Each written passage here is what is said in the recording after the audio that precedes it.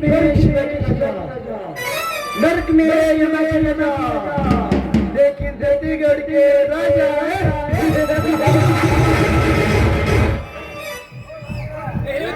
ಮಾಯದ ಜೀವನದ ಬರೆಯುವ ಶ್ರೀರಾಮನ ಸಂಬಳದ ಶಹೀದ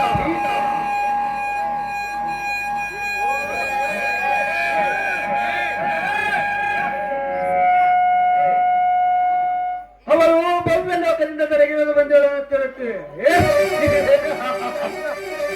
ಬ್ರಹ್ಮ ವಿಷ್ಣು ಮಹೇಶ್ವರ ಮಂಡಲಕ್ಕೆ ತೆರೆಬಿಟ್ಟಿದಂತೆ ಕಾಣುತ್ತೆ.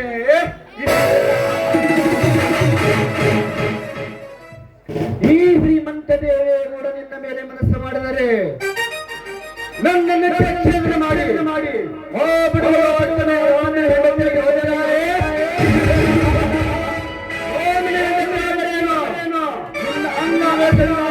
ನನ್ನ ಮನಸ್ಸಿಗೆ ಶಾಂತಿ ಏನು ಏನು ಪಾಪ ಏನು ನಾವಣ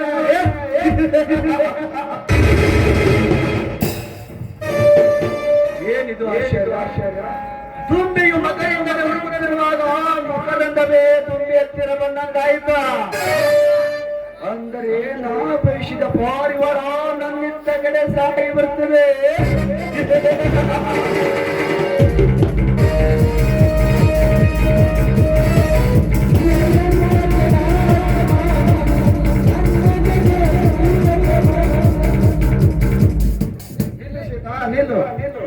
ಓಹೋ ದೇವೇಗೌಡ್ರು, ನನ್ನನ್ನು ನಡು ದಾರಿಯಲ್ಲಿ ಅಡ್ಡಗಟ್ಟಿ ನಿಲ್ಲಿಸಿರಲ್ಲ, ಏತಕ್ಕಾಗಿ?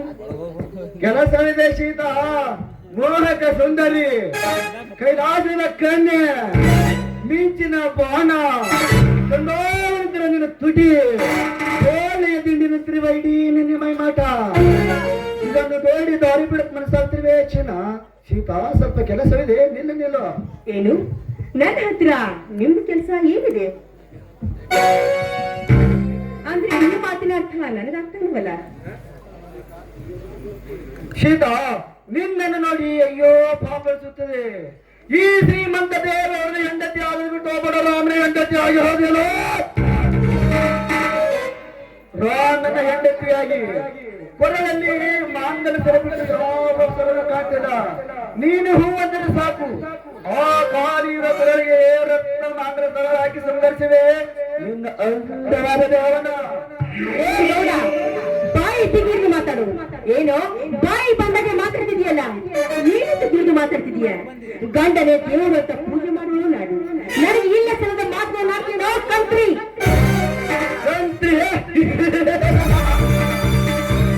ನಿನ್ನ ಗಂಡನಿಗೆ ಬೇಕಾದ್ರೆ ಹಗಲತ್ತಿನಲ್ಲಿ ಗರಿಕೆಯಾವ.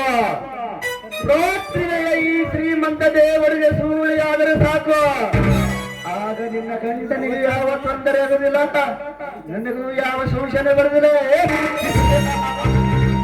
ಏ ಬಾಯಿ ಮುಚ್ಚುವ ನೀಚ, ಕಂಡ ಗಂಡಸರಿಗೆ ಹುಟ್ಟಿದ ಭಂಡ ನನ್ನ ಮಗನೇ, ಹೆಚ್ಚು ಕಡಿಮೆ ಮಾತಾಡಬೇಡ.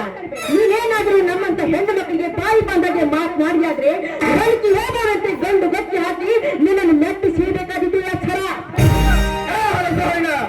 ನೀನೊಂದು ಹೆಣ್ಣಾಗಿ ಇಷ್ಟೊಂದು ಮಾತನಾಡುತ್ತೆ ಅಂದ್ರೆ ಬೇಕೋ ನಾನು ಮೇಷ ಅಂತ ಗಣಸು ಎಷ್ಟು ಗರ್ವದಿಂದ ಮಾತಾಡೋದು. ನೋಡು, ಆನಿನ ಹಣದ ಆಸೆಯನ್ನು ನನಗೆ ತೋರಿಸ್ತಾ ಇದೆಯಲ್ಲ, ಆನಿನ ಹಣಕ್ಕೆ ಬೆಂಕಿ ಹಚ್ಚೋ, ಹಣವನ್ನು ತೆಗೆದುಕೊಂಡು ಮಂಚ ಹಚ್ಚುವ ಲಂಚದ ನಾಯಿ ನೀನು. ನೀನೇನಾದ್ರೂ ಹೆಚ್ಚು ಕಡಿಮೆ ಮಾತನಾಡ್ತಿದ್ರಿ ಪರಿಣಾಮ ನೆಟ್ಟಿಗಿರುವುದಿಲ್ಲ. ಊರ ನೀರಿನ ಮೆರವಣಿಗೆ ಮಾಡಬೇಕಾದಿತ್ತು ಜಾತ್ರೆ.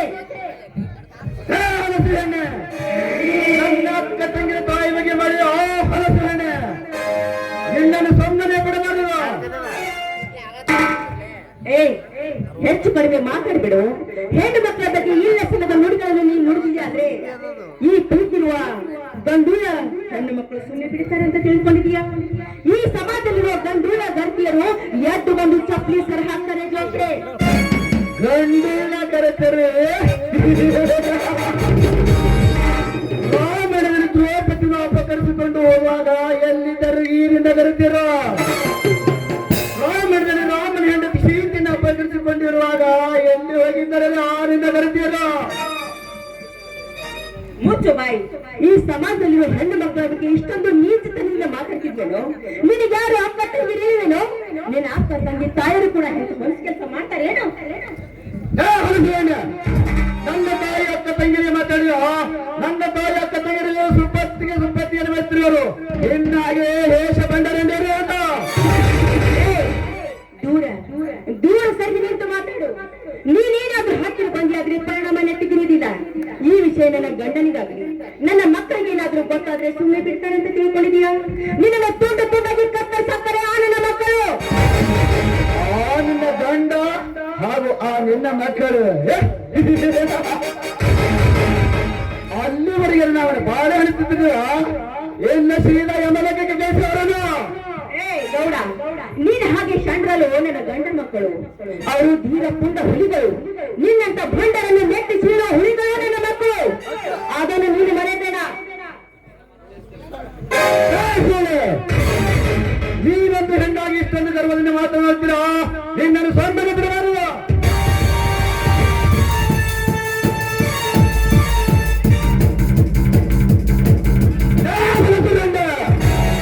ನೀನೊಂದು ಹೆಣ್ಣಾಗಿ ನನ್ನ ಕೆನ್ನೆಗೆ ಹೊಡೆಯೋಳು ಆ ಹೊಲಸು ಹೆಣ್ಣೆ. ನಿನ್ನನ್ನು ಸುಮ್ಮನೆ ಬಿಡಬಾರದು. ಇನ್ನು ನನ್ನಿಂದ ಕೋಲವೆಯನ್ನು ಮೊದಲೇ ಬರ್ತಾನೆ.